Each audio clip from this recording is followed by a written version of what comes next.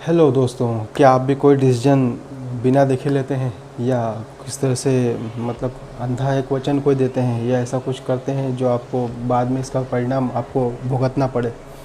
तो आप यहाँ पे सुनिए। ये कहानी आपको बहुत अच्छी सीख दे के जाएगी। ये कहानी है राजा शांतनु और माता गंगा की। राजा शांतनु एक बार गंगा तट पे शिकार खेलने जा रहे थे और शिकार खेलते खेलते गंगा तट पर जब मानव रूप में गंगा माता उनको दिखी तो उस सिचुएशन में वो वहाँ पे गए उनके पास और इस तरह से राजा शांतनु हूँ। उस पर गंगा माता ने कहा कि हाँ, मैं गंगा हूँ।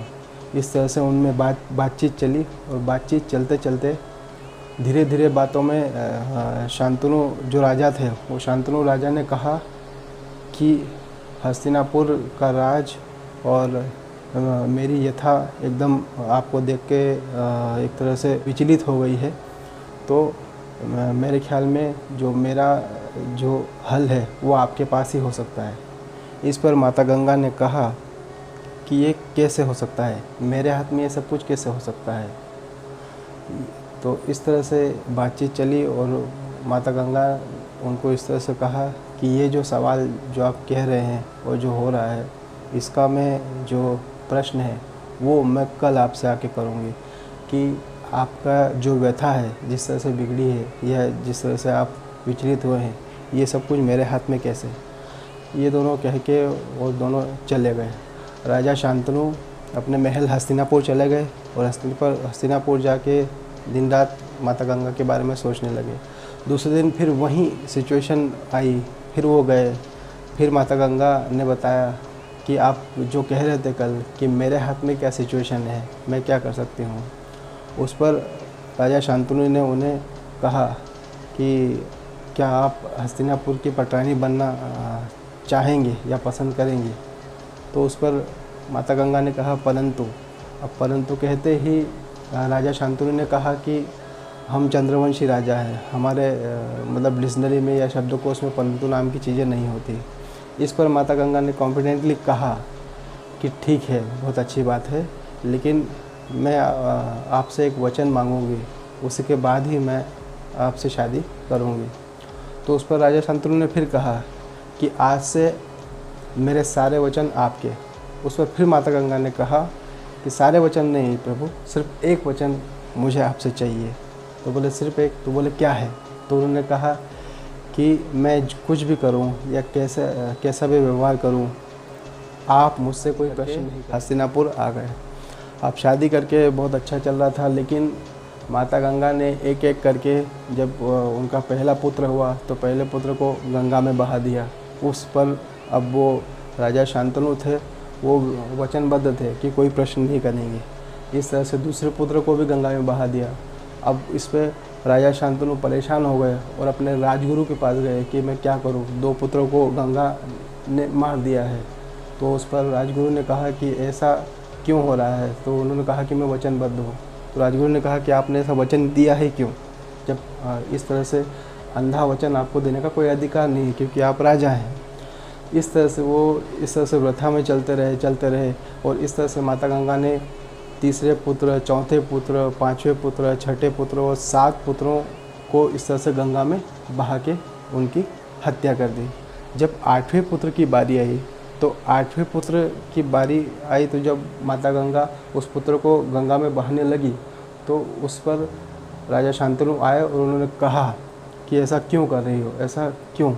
तो उस पर माता गंगा ने कहा कि आप वचनबद्ध हैं, आप मुझसे प्रश्न नहीं पूछ सकते।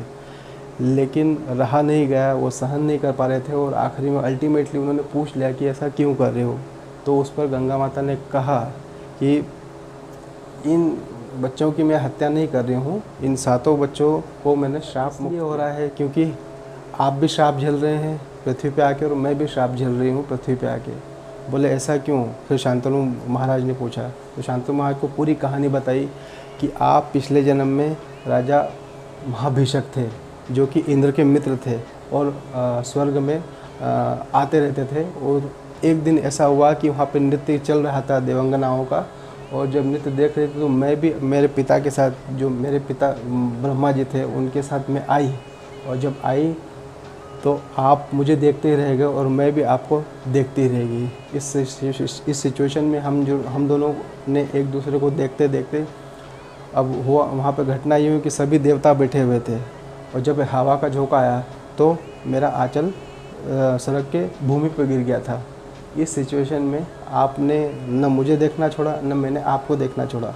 इस बात पर ब्रह्मा जी को क्रोध आ गया और उन्होंने हम दोनों को श्राप दे दिया था कि आप जाइए और पृथ्वी पे जाके अपना जीवन काल व्यतीत कीजिए। उसी लिए मैं भी ये श्राप और आप भी ये श्राप झेल रहे हैं, इसलिए ये सब सिचुएशन हमारे साथ हुई, हम यहाँ पे आके मिले। दूसरी बात रही आपके 7 पुत्रों की या 8 पुत्रों की, तो जो 8 पुत्र थे ये सब वसु थे।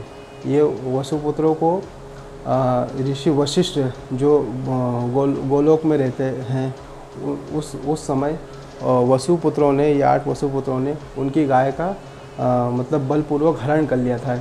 इसलिए उनको भी ऋषि वशिष्ठ ने श्राप दिया था कि आप भी पृथ्वी मृत्युलोक पर जाइए और ये श्राप को झेलिए।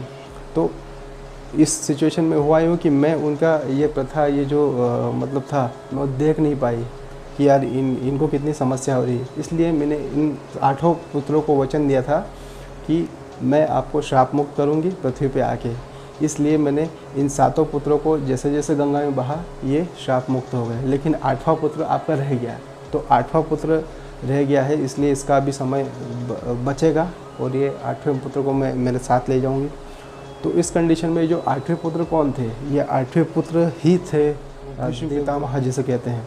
भीष्म पितामह महाभारत के सबसे मेन हीरो थे, मतलब वो एक भीष्म पितामह एक आदर्श थे। ये 8वें पुत्र वही थे, ये वसु थे जिनको भगवान वशिष्ठ का श्राप लगा था, इसलिए ये पृथ्वी पे आए थे।